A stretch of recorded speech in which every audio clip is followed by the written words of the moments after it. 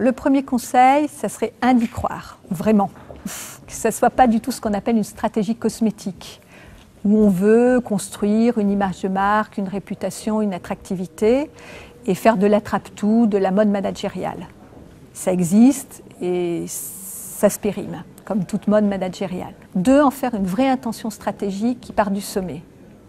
3, de ne pas confondre militantisme et conviction.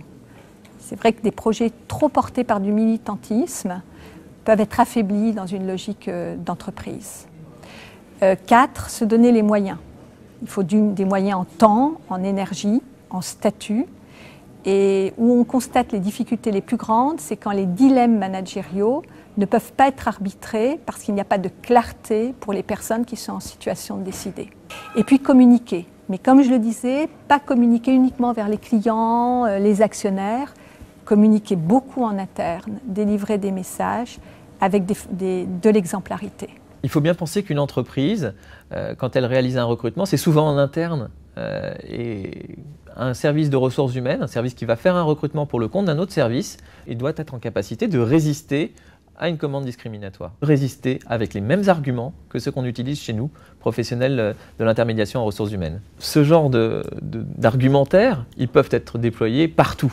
L'innovation la plus flagrante, c'est la capacité à innover en formation. C'est-à-dire qu'on n'est plus sur des formats classiques, avec, je dirais, des formats de formation ex cathedra. On est de plus en plus dans de l'investissement de formation par simulation, avec des appels à des troupes de théâtre, à des mises en scène, à des simulations, et qui pourront être valables pour d'autres sujets, mais qui sont déjà très présents sur ces sujets de la diversité.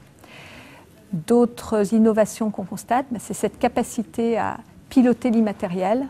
On sait calculer le retour sur investissement de l'achat d'une machine-outil ou d'un ordinateur.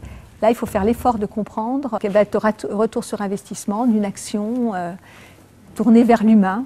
Et ça demande beaucoup d'imagination, de créativité. Et on constate que des entreprises pilotes comme le groupe Adecco ou L'Oréal commencent à avoir cette maturité.